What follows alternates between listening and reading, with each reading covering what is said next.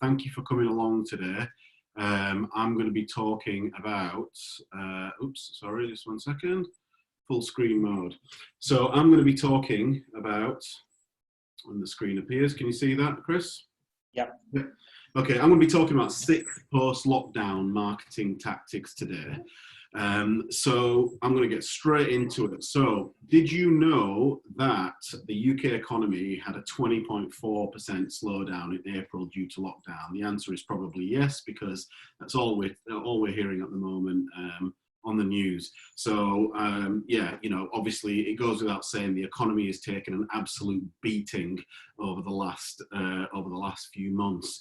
And there's talk of recession, you know, we are, I think it goes without saying, you know, there was kind of talk of it before pre-COVID, around the end of last year and the beginning of this year, but I think it kind of goes without saying.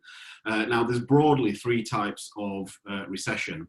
The V-shape, which is basically, well, it's a V-shape. You go in and you have a drop, you have a very quick bounce back and you're back on track. The U-shape, which again, well, the image is kind of self-explanatory, and the L-shape, where the recovery is by far the slowest. So, you know, obviously, I mean, I'm no economist, but, you know, in a best case scenario, really, it's the V-shape that we want, and what we need. What is your responsibility in this? By making the right moves, we can support softening the depth of the downturn. Obviously, as an economy, a lot of it's dependent on how we're spending and the kind of moves that we all make as business owners or people who are who are influential and can make decisions within a business.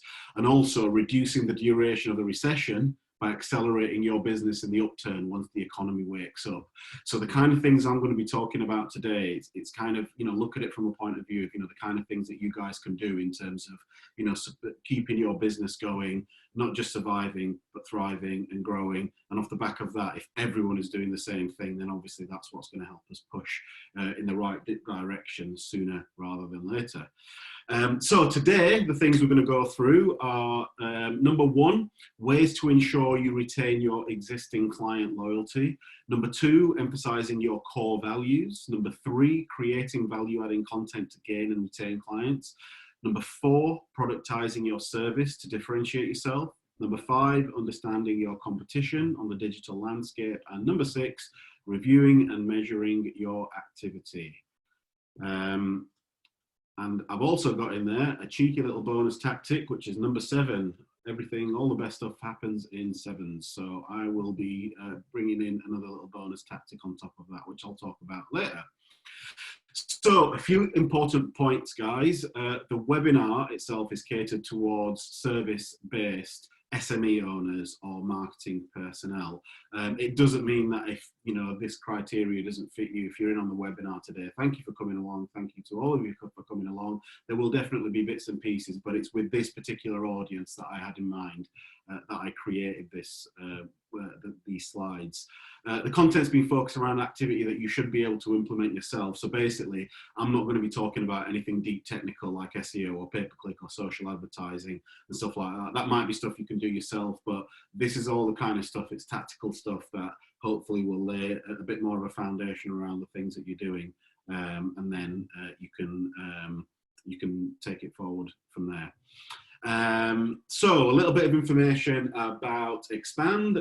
So our studio is based in Saltaire in West Yorkshire. We are a full service digital marketing agency, and I set the business up in 2007, 13 years ago. I registered the business as a sole trader on the 28th of June, so our 13th birthday is coming up in less than a week's time. Some of our more recognisable clients include Lindt Chocolate, Argra chain of restaurants. If you're from West Yorkshire, you'll recognise who they are. The Tetley Brewery and Her Majesty's Prison Service. And the kind of work we've done for these guys ranges from lead generation to internal intranet development, website design development and branding work. Examples of results include, everything we do is about the outcome for clients. So Headway Recruitment, we've done for these guys the branding, we've built the last few websites. We got them a 35% increase in traffic over a period of 12 months and £114,000 of converted business in that measured period from SEO, getting found on the top of Google. Pitts Wilson, for these guys, we generated £200,000 worth of inquiries in the space of 6 weeks through Google AdWords. This was a few years ago now, but still something we're very proud of. Chris Makin, we built his website some time ago. We're actually right in the middle of we're about to start working on a new website for him. We've generated £80,000 of new business in the space of 24 months for him. Energy Mill Gym, we got these guys 500 members within the space of 3 weeks. The target was 4 weeks, and for these guys we did a strategy, branding, website, and supported them with all kinds of different things. So that's just a quick outline about us and the kind of thing that we do. It's all about the outcome, but obviously between us, between the team, we've got the skill set to cover a number of areas. So Solar 7, those of you who know me and have seen me present before, you will have seen me talk about this. This is a model we've created ourselves. It's not reinventing the wheel. It's just our take on the way that digital marketing works. I'll give a quick rundown of how it works. So, because we are going to refer to this throughout, and it is in the workbook as well. So, stage 1 is discovery. Discovery is all about understanding where you've been, where you are, and where it is you want to go. Understanding your competition, understanding your audience, understanding your objectives. Once we've got all that information, we can create the strategy. The strategy captures all activity that needs to take place in order to be able to achieve your objectives, and the outcome of the strategy is what we call a roadmap, which is, you know, an outline of this is what to do in July, this is what to do in August, this is what to do in September, and so on and so on. Stage 3 is about your brand and the content and your message, your mission, your vision, your values. So it's we need to make sure we've got that part of it right. And then the website is stage 4. This is a bit like your sun in your solar marketing system. So all of this carries through to your website. And stage 5 is all about getting traffic to your website through various means. So in this case, it's being found on Google, so search engine optimization and pay-per-click, social media, email marketing, advertising, and PR. It's not limited to just these. This is just what's in our model.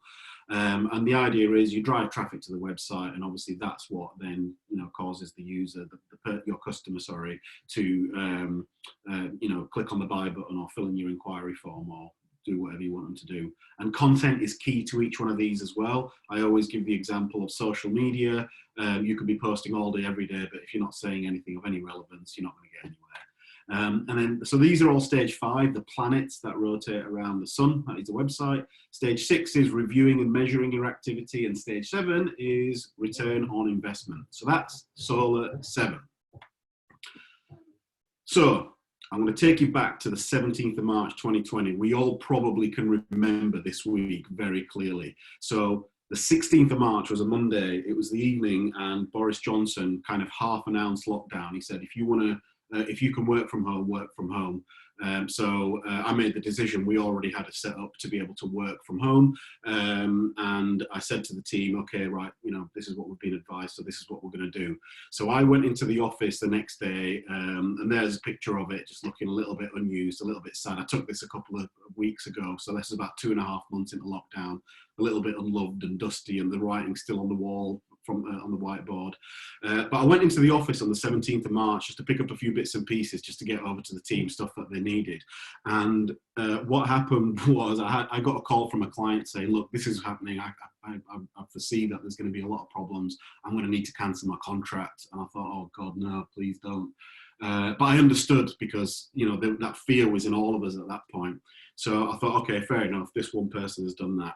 An hour later, I get another phone call from a different client, same thing. An hour after that, same thing. So in the space of a few hours, I'm in the office all on my own, feeling really sorry for myself. And I've had 3 clients cancel on me. And I genuinely at that point thought, oh my word, this is the first day of all of this happening. By that time, I think lockdown had already taken place in Spain and Italy and a few of the other countries in Europe and around the world. And I thought, right, this is it. This is the end of 13 years. Now, fortunately for us, and I know some businesses weren't as fortunate, for us, we had a pretty strong pipeline from the end of the end of the final quarter of last year and the first few months of this year. And that pretty much, so we did have people cancelling, but we had people kind of jumping on board, which was great. And I felt pretty lucky about the whole scenario, really, thinking, oh my God, you know, if this hadn't come through.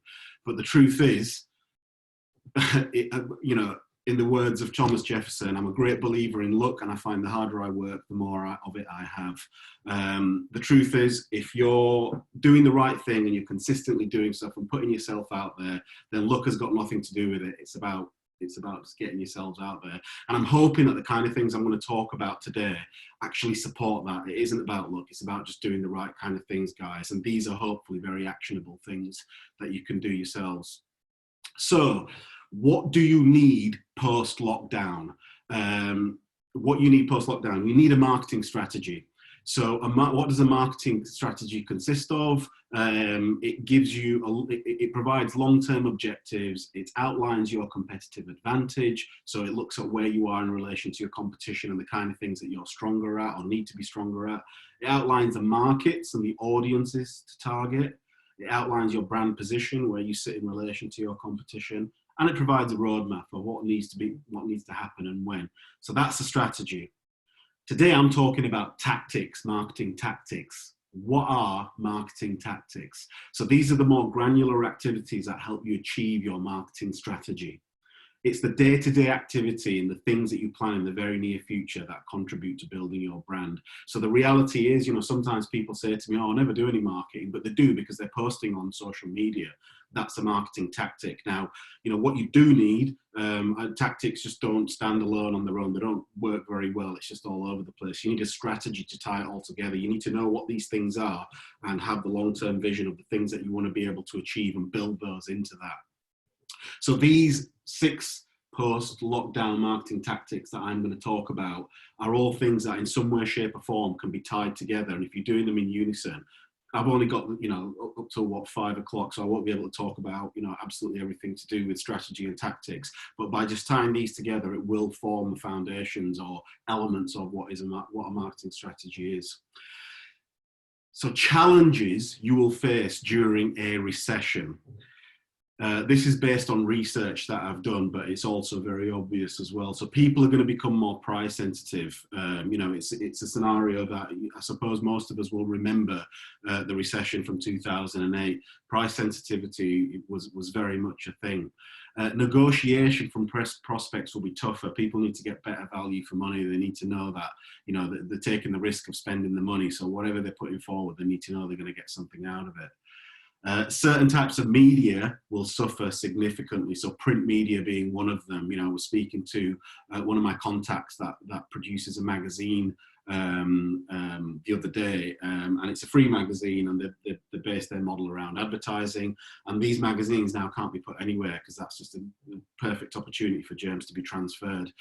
So they've been hit in a major way, and so has a lot of print media. So that's something we have to factor in. And then purchases will become a lot more considered. So, you know, you'll think about, oh, do I need to purchase, you know, X, Y, Z? Do I need this new setup? Do I need this new laptop? No, I can just get by without it. So that's the kind of impact that we're going to see. So when you think of this in relation to the sales funnel, this is something I'm very keen on always talking about. I'm a big advocate of. If you're not familiar with sales funnels, I'll give you a quick rundown. My car's broken down. I want to buy a new car. I decide I'm aware of the Renault brand and the Ford brand. I decide, okay, I like those 2 cars. They appeal to me. So I go into consideration. I have a look on the website. I check out both cars on the websites, and I decide, okay, I'm going to go into the showroom and test drive them and have a chat with the sales guy. I test drive whatever Ford it is. I test drive whatever Renault it is. I then decide I want to buy a Ford Focus. And then 2 years later, the guys at Ford contact me saying your lease is due to renew in 3 years, in another year's time. And would you like to upgrade to the latest model for only XYZ extra? So that's a classic sales funnel. What's going to happen? What happens in a recession is this particular stage, the consideration and engagement stage for the buyer, ends up stretching out a lot more because they've got to be a little bit more careful about how they spend. So it's going to become more drawn out. So for you, this is where you guys having to, or businesses in general, offering a lot more and making sure that we're actually doing whatever we can to capture our clients and convert that into the purchase stage. That's where it becomes really important. So that takes me on to tactic number 1, penetrating your existing customer base. This is probably the easiest route to market to actually win more business. So your existing customers, it's always more cost effective to sell to your existing customers. If you think about, the amount of work that you have to do to go out there and acquire a customer and pull them in and gain their trust. And then if you think about the relationship you've got with your existing customers, they already know you, they hopefully like your service, you've got that relationship with them. So by the time you're saying to them, right, okay, well, this is a service that we've got, and we feel it would benefit you in this way, what do you think? It's not as straightforward as that, but you get the idea. So last week I put a poll out on LinkedIn and I asked the question, after lockdown, what would you like to see most from your suppliers? And you can see the results here. Customers' needs. This correlates directly with research that desktop research that I did. So I thought, all right, let me put the question out there, because you never really know where exactly it's coming from or what kind of biases might be in there. And my research actually aligned perfectly with what I read. People, rather than affordability is important, of course, value for money is important, but an understanding of needs. So just think about your customers, think about the things that they need. And kind of have a chat with them, get to know what it is that they're actually after, because you might find that rather than just dropping your price and hoping for the best, speaking to the customer and understanding what it is that they're after, that's what will really bind the relationship. And as long as you're able to tick that box, then that's what will retain the relationship. Support clients that are suffering. So think about the clients, I suppose, retail and hospitality. If you have any customers in that arena, obviously they're going to be really having a hard time at this moment in time. Now, I'm not an advocate of just dropping prices or discounting, because I think it devalues what you're doing, but I do feel that there are certain circumstances.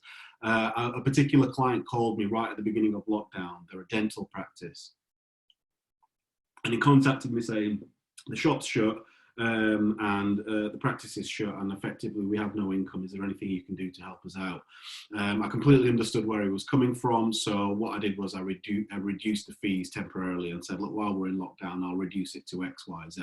It wasn't that big a hit on us in that we had other work coming in, so I made the decision off the back of that. And in addition to that, I extended the credit terms as well, so it might be worth considering going down that route as well. Again, this kind of thing is I'm not just saying start throwing money away and giving stuff, because obviously it creates more risk for you guys. But off the back of this, this is the kind of thing where, we need to support each other, or you need to support your clients, more importantly. If these are people that, they're suffering in some kind of way, they will remember you if you've helped them out. And then also offer more value. Anything you can give. One of my ways of our ways at Expand of offering more value is doing webinars like this. That's what kind of triggered it. We'd been talking about doing webinars for years, but we never got around to it. And all it took was a global pandemic for us to actually start delivering stuff like this. There you go. So offering more value. On the note of offering more value, provide more advice around your area of expertise. I suppose, again, the kind of things that, we're talking about today, this whole festival, that Digital You that Chris and Rachel have put on.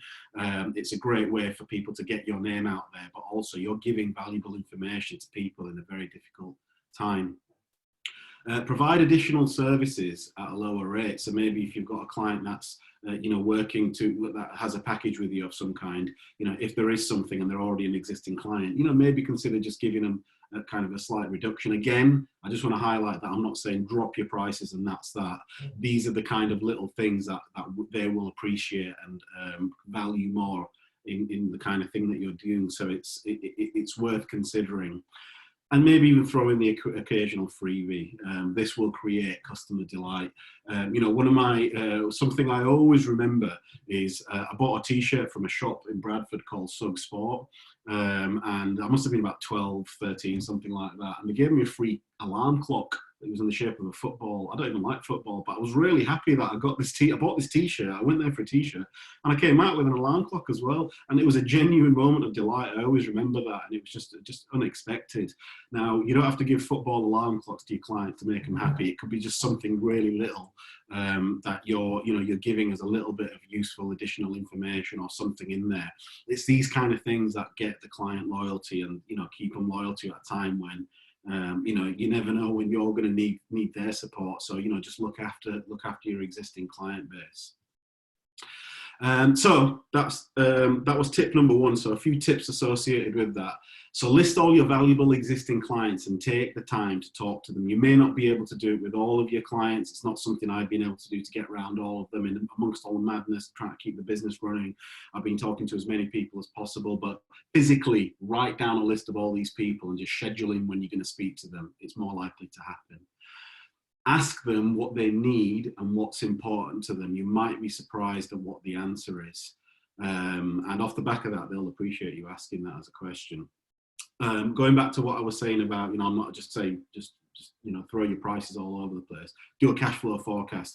The advice that was going around as soon as lockdown kicked in was everybody was going cash flow crazy. It was, make sure you're doing a cash flow forecast before you do anything else, because we just didn't know where things were going to pan out and what was going to happen. And only offer reduced fees to the clients that are genuinely suffering. Again, I suppose the retail and hospitality, if you genuinely feel that that's the case, again, I'm not an advocate of just throwing things away, but think about it on a human level right now. It is the human level that kind of we need to really consider amongst everyone, because we are all in this together. So that was tactic number one, your existing customers. Tactic number two is emphasize your core values and how they fit around your approach during tough times. So what are business values before we go into any more depth on that? So your values are the fundamental beliefs upon which your business and its behavior are based. Now, this is the kind of thing that businesses that we work with, not many people have this information outlined. And on one hand, some people see it as kind of, the fluffy stuff that, oh yeah, the la-di-da stuff, we don't need to worry too much about that.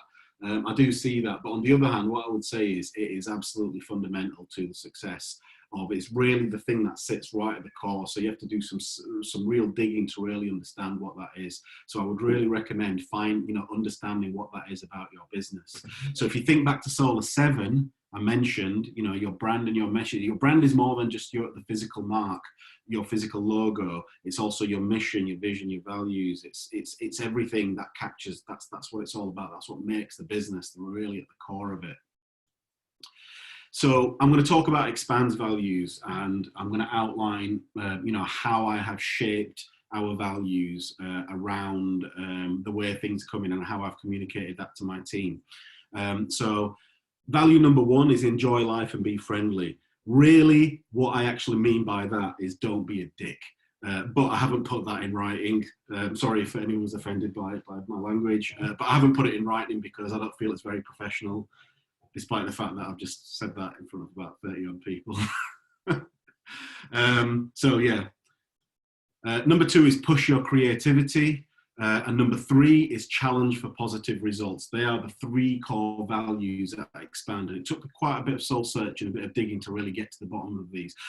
But what do these values mean in relation to what is about to come? How have I shaped this in communicating it to the team? So here's an example. If you see that someone is struggling, think about what you can do to help them, not just internally, externally as well, with everyone. Just a useful pointer in the right direction can sometimes be very valuable to them. Don't take your own knowledge for granted and do the right thing. You could argue that that's what, the first value means anyway, but it more so now as a reminder to the team. I went through this and I asked them, I said, was that useful? And they said, yeah, it's always good to have a reminder and put it into the context of what's going on. So value number two of Expand is push your creativity. So innovation is key to many businesses during this period of time. Think about creative ways we can help people to achieve their goals. Their short-term goal may just be survival. a good idea from us could be the difference of people keeping their jobs or losing them. So again, you know, we always encourage, I always encourage the team, and we encourage each other to come up with ideas that we can put in front of people, in front of clients, or even prospects, and it's something that might be able to push them forward. And then finally, challenge for positive results. Times are currently very challenging. It's challenge that takes us out of our comfort zones, and that's how we grow. Challenge yourself to see how you can help a struggling client. Challenge yourself to see how you can get a better result for a client.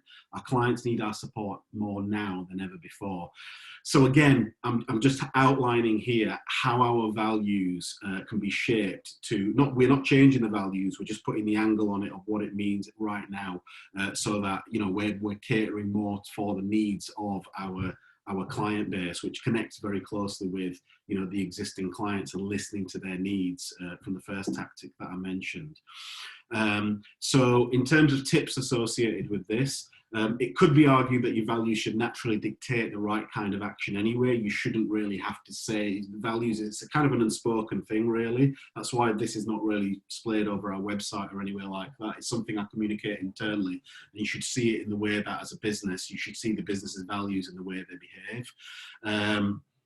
If this is the case, writing it out and communicating this to your team just reinforces it, which I was quite pleased the other day to ask my team, was that useful? And they said, yeah, it's just good to have it reinforced. So what I would say to you guys is, if you don't know your business values, dig deep, understand what is it that you believe in, what is it you believe in relation to your business, and what does that then, how does that translate into the tough times ahead, and, you know, how does that translate to the way that you're going to deal with your customer base? And people will pick up on that. You don't have to spell it out, they will pick up on that.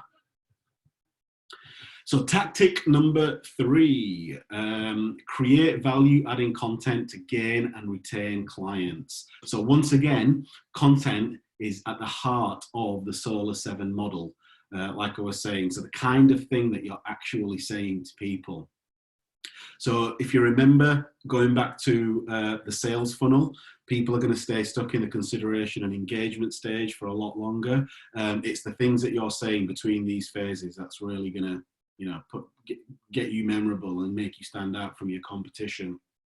So types of content you can create how-to guides, you can create opinion pieces on your industry, you can create thought leadership, which is also an opinion piece, you know, what you think the future of your industry is. How your specialism can be used to survive the recession is a very fitting thing now. And giving, you know, useful information to people, they'll build an innate value, for an internal value for what it is that you're actually offering for your brand. Where you can place the content, you can blog, you can put it on social media, you can do webinars, you can do podcasts. I mean, these are just a few bits and pieces. There's all kinds of places you can put it. There are a few examples. Think emotion. People buy on emotion. So research from Glasgow University suggests, this was done, I think, in around 2014, I think it was. There's 4 core feelings that we have. One is happiness, one is sadness, the other is being afraid or surprised, and the other is anger or disgust.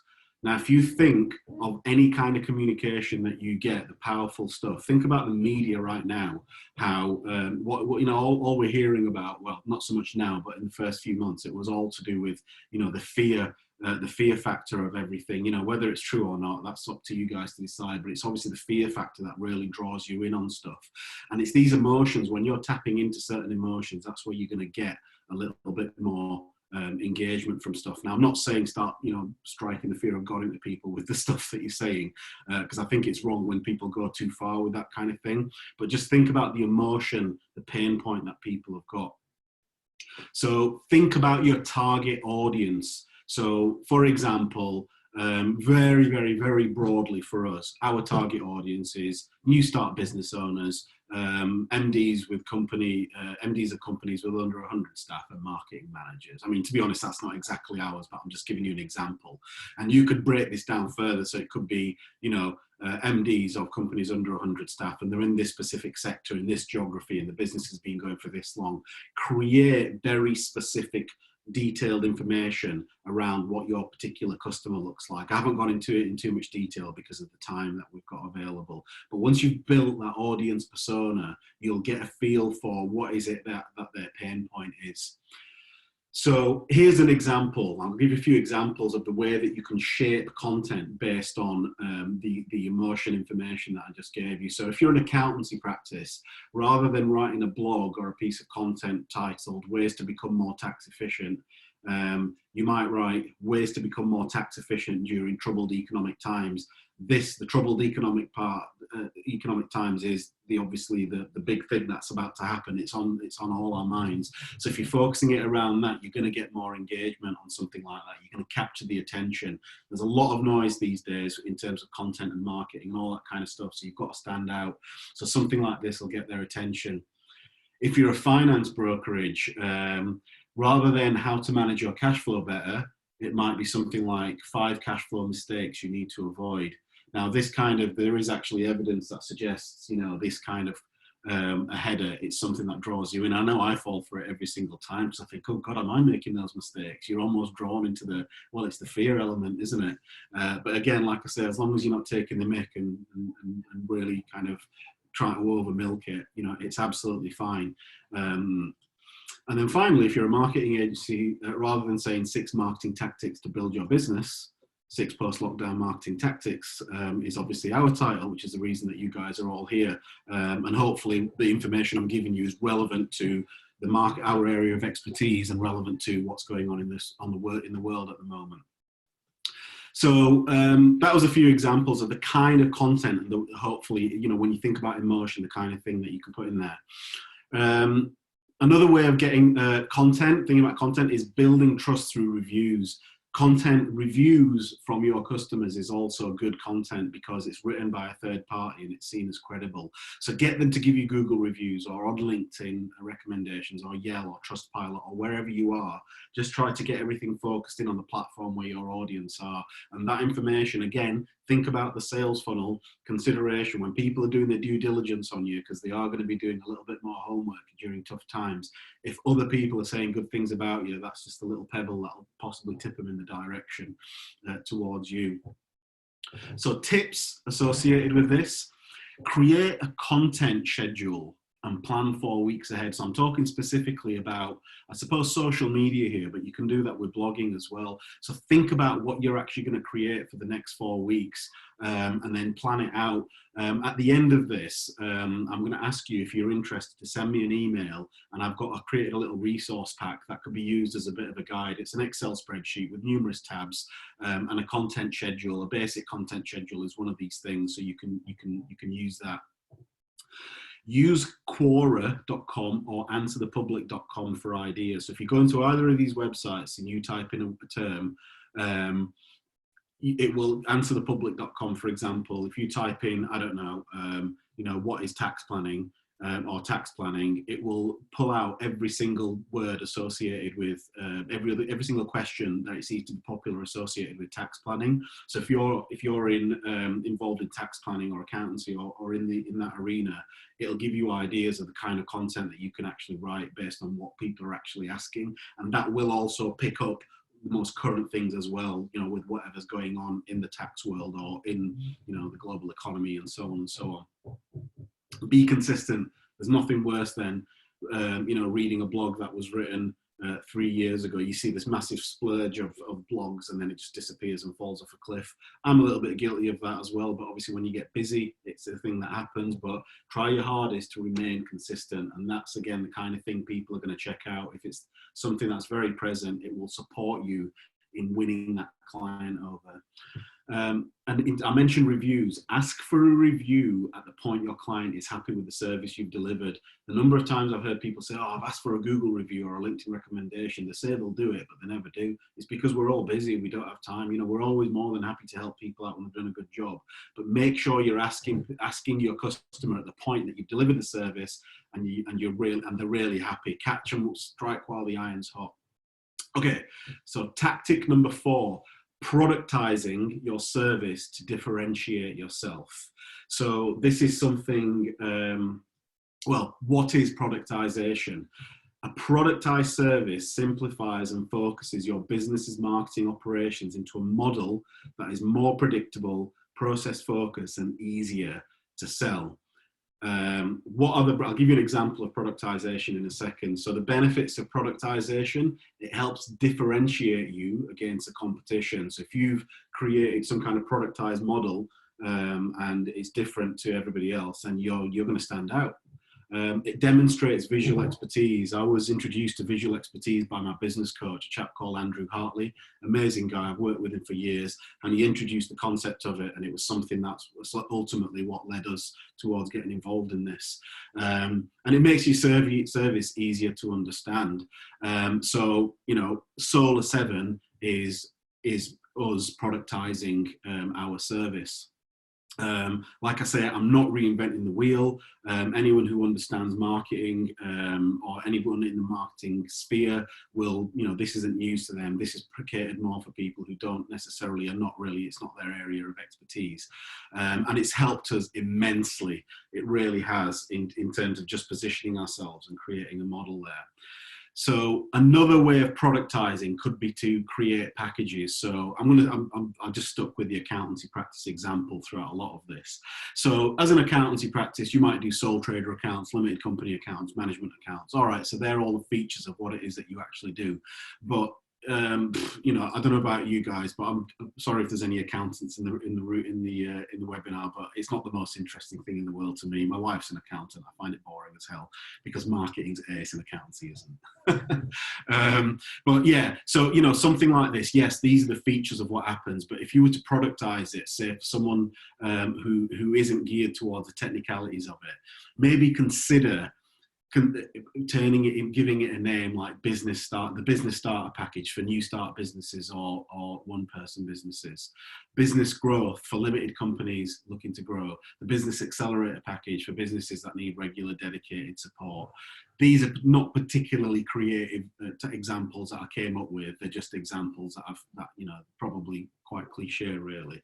But what I'm saying is, you know, rather than just naming it based on what the technical terminology is, try and give it its own packaging. And then maybe even consider creating a package for struggling businesses, again, something that's dedicated to the current circumstance, the thing that's going on right now.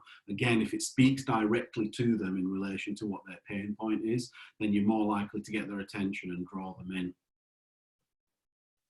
So tips associated with productization: try to be unique with your naming and packages. Don't use the lame example that I just showed you there. That's an example of how not to do it.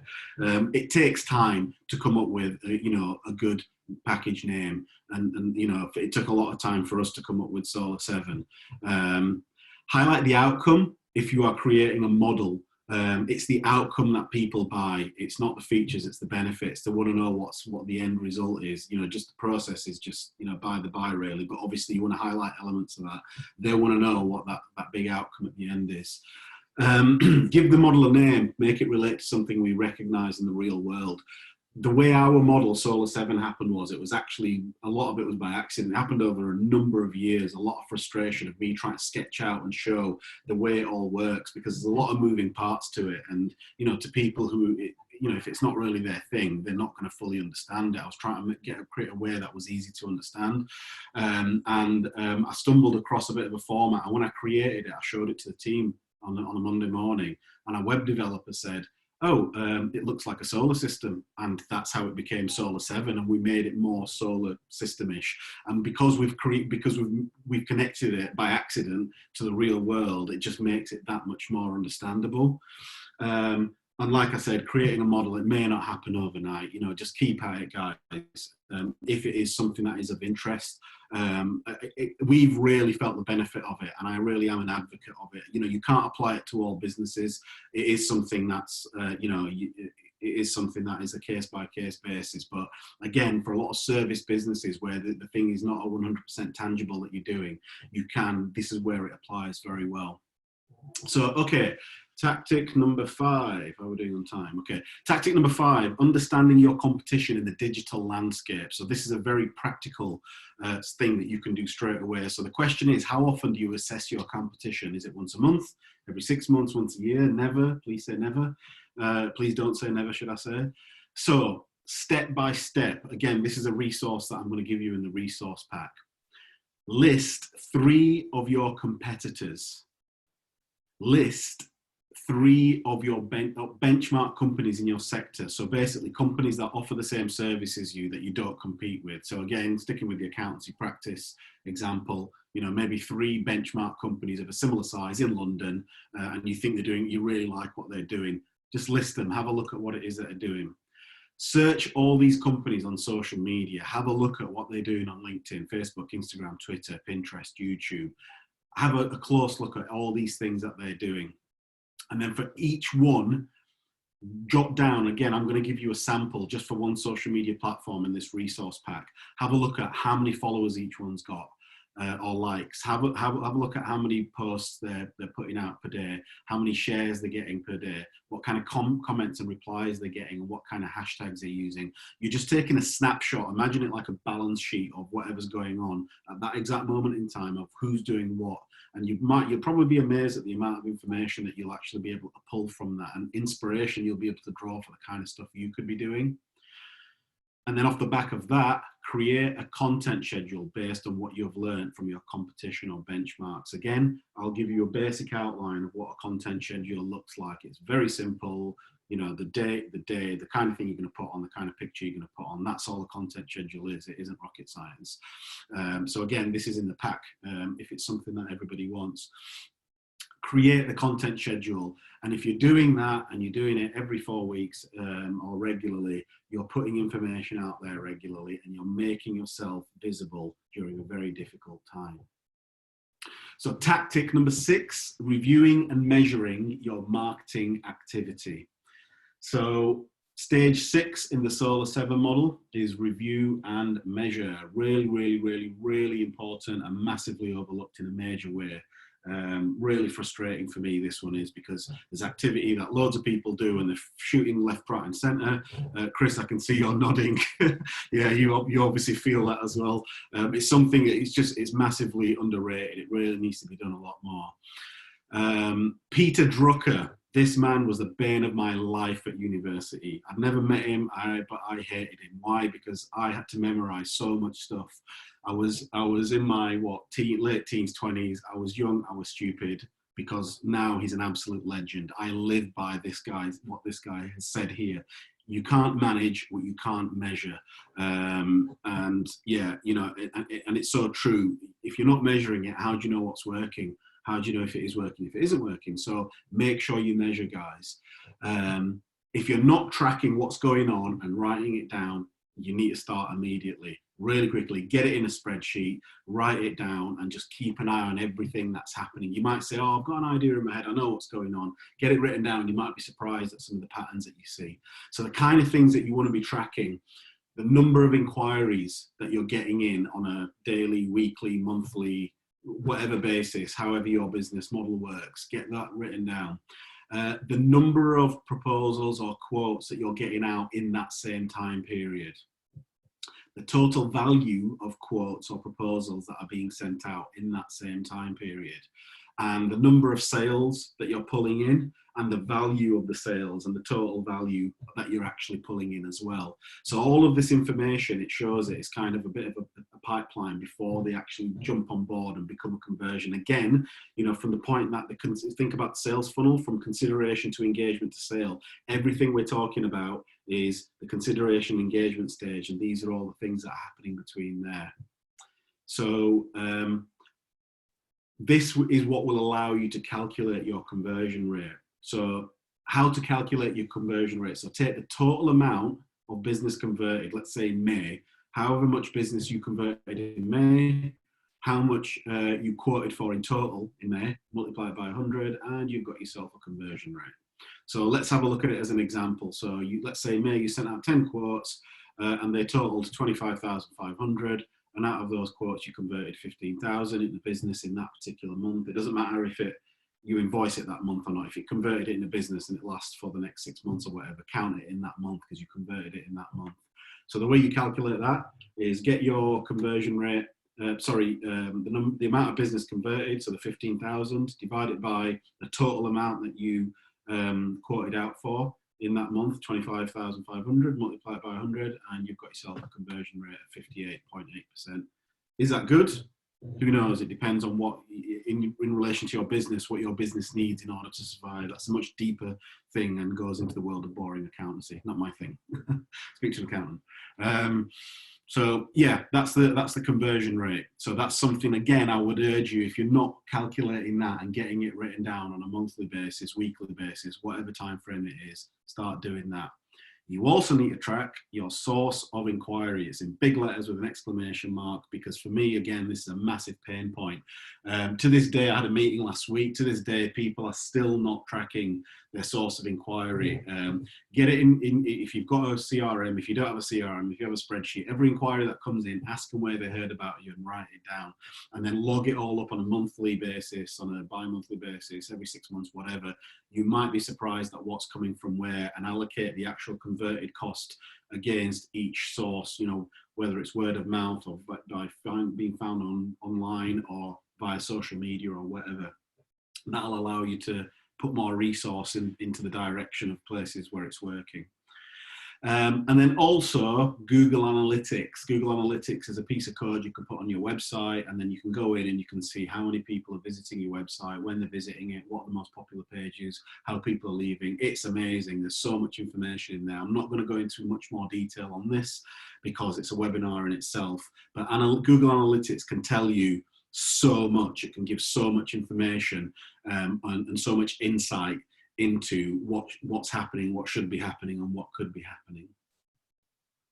So guys, that's 6 tips that I've given you. So now you should have an outline on ways to ensure you retain existing client loyalty, emphasizing your core values, creating value-adding content to gain and retain clients, productizing your service to differentiate yourself, understanding your competition on the digital landscape, and reviewing and measuring your activity. So as mentioned, I have got one more tip to give you, but before I give you that tip, what I would like you all to do, it's literally 30 seconds. I would like you just to fill in a survey, just to let us know your thoughts on how this has gone today. It's completely anonymous, so be as honest as you can. I really appreciate it. It's what's going to help us improve. So I'll just give 30 seconds just for you guys to go in there, click the link, and yeah, just fill it in.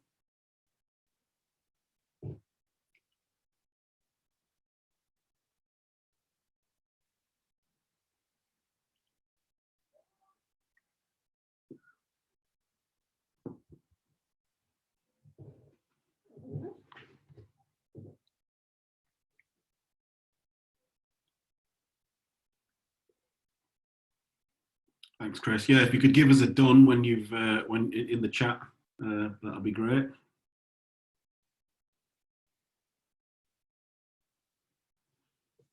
Yeah, no worries, Paul. I'll put the link back in again. There we go.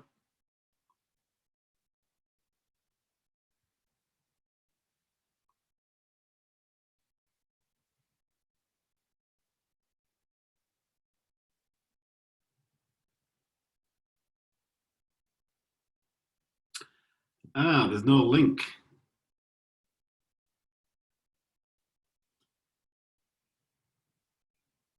It's to all panelists, right? My apologies. All panelists and attendees. That was my mistake. My apologies, guys. You should be able to see a link now. Sorry.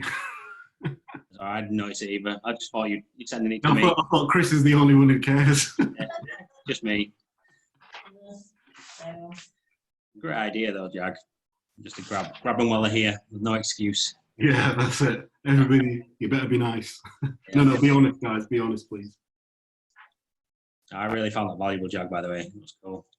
So, yeah, definitely the bit about that's why I was nodding my head around the data side, because people really do not track the data, make sense of it. And that's one of the biggest things they can do to make ROI. Your presentation, not mine.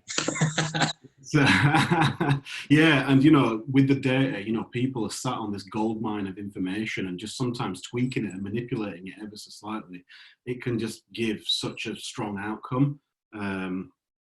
Yeah. Okay, great. Thank you. Thanks, Carl, Mike, Paul, Lee, Fliss. Thank you, guys.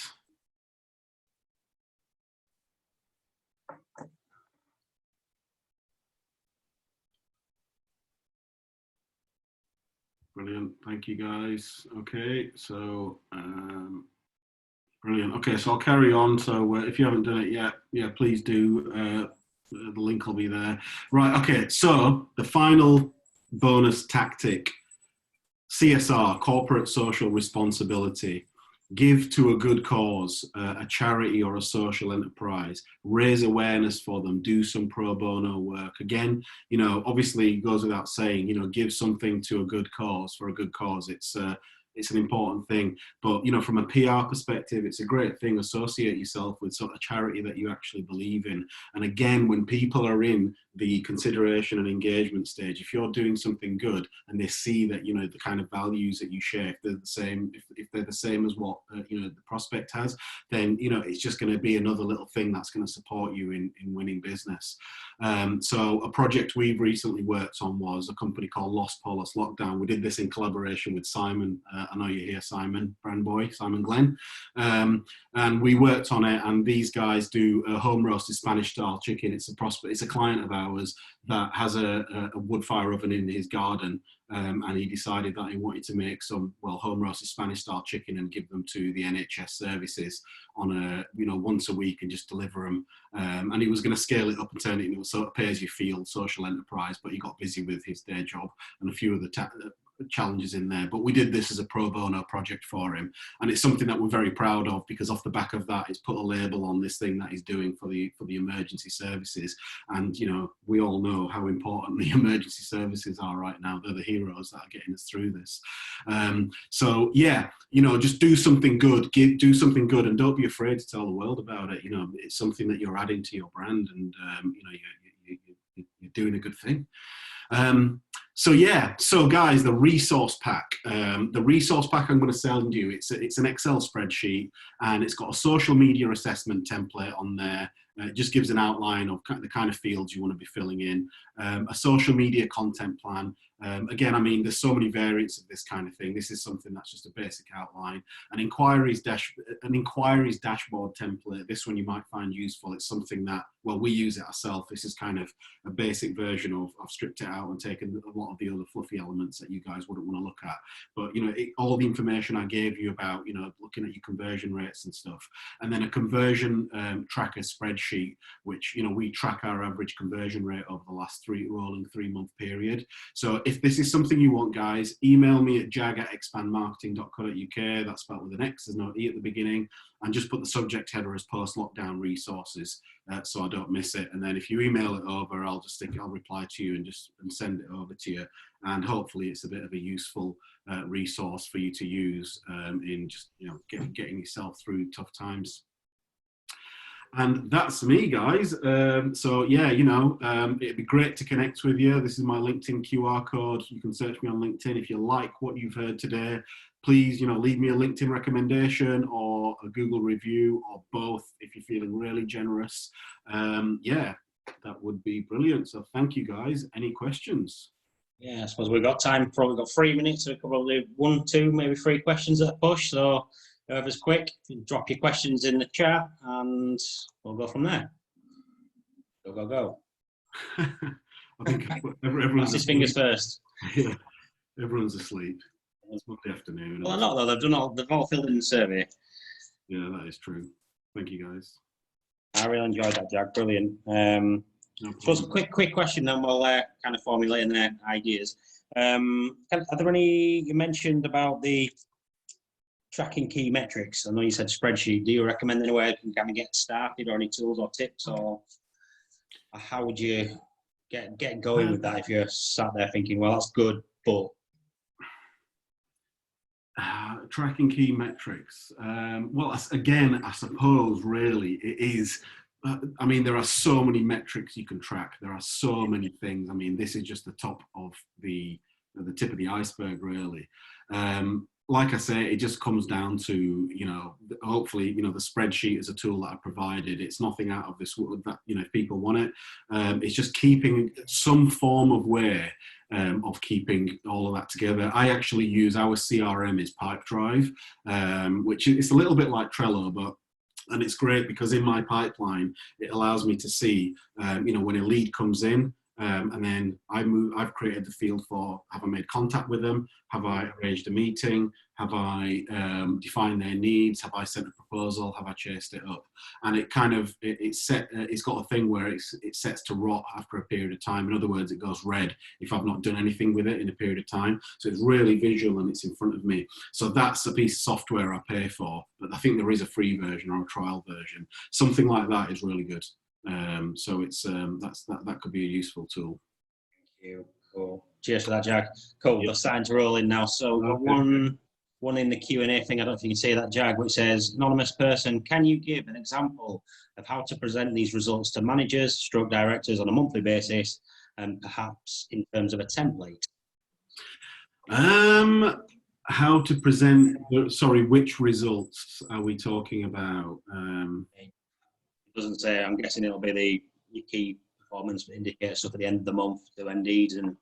Yeah, well, I mean, I don't have any templates of that kind, but generally, you know, it goes back to visual stuff. A picture paints 1,000 words. Going back to, you know, Solar 7, it makes it so much easier to understand.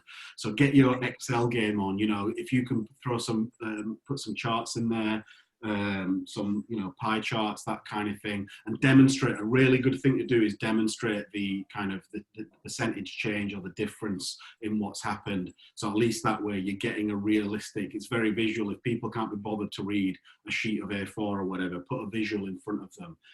You know, charts and graphs. I'm a very visual person, so I mean, I would definitely respond to something like that, but then obviously not everyone's like me. But I would definitely say make it as visual as possible. You know, for the life of me, I know there are some great examples of software and apps for this kind of thing, but for the life of me, I actually can't think of any right now. Really sorry, Molly. But yeah, just get visual charts is the answer. Damien, you mentioned Lucky Orange. Yeah, a Lucky Orange is something I mentioned in one of my last webinars. That is a piece of software that you can put onto your, some tracking code you can put onto your website. And what it does is it records the way that the cursor interacts. You can actually watch little videos of exactly how everyone is engaging with your website. So that is a really cool, useful piece of kit. You can get it free for a period of time, and then it starts at $10 a month. So if you're concerned about how your website's performing or you want to improve it, you can actually watch how people are engaging with it and what things need to be changed. So yeah. So another question from Simon: how important is the strategy stage of my marketing, and is it something I can do myself? Well, I mean, everything we've talked about today, like I was saying before, these are all tactics. If you put them all together and have a long-term goal against each one, you're forming elements of what makes up a strategy. I mean, you could argue that each one of these needs a strategy in itself, really, because it needs that longer-term goal. What I would recommend, I mean, there are so many elements to strategy. You know, I would recommend, you know, can you do it yourself? You can definitely, you know, it's the kind of thing as a business owner, I would say you need to know what's going on. You need to be in charge of your own strategy. But yeah, on the same hand, I would recommend, you know, getting a professional to overlook it, or if not, at the very least, you know, make sure you're doing a serious amount of reading. But then the question is, do you have that much time to look into it? That's going to take you away from that thing that you do in your area of expertise. So yeah, I think that was a question from Simon. Thank you for that. There's a good feedback there from, I think, Joe Mitchell at the end. Really useful to get us started on our marketing. Thanks. Brilliant. Thank you, Joe. Right, I think that's pretty much it. We're pretty much bang on an hour. Thank you very much to the delegates. Yeah, thank you, Jag, so much for giving up your time. It was really good to reinforce a lot of stuff from my perspective, but a lot of value in there for a lot of people to put their own marketing there. So well done, thank you. Just a quick plug to all those delegates. We have loads more. I think we've got 15 more seminars running for the rest of the week. I'll just quickly drop the link in there with all the speakers. So please drop onto the other webinars. Lots of other useful information. It's all about adding value this week. There's no sales. It's all about helping. Obviously, if there's something that catches your attention and you really want to work with Jag, you've got his details. Get in touch. From me, thank you very much. Anything for you, Jag, to close? Thank you guys for coming along. I hope it was useful. Cool. All right. Cheers, guys. Take care. Bye-bye. Bye.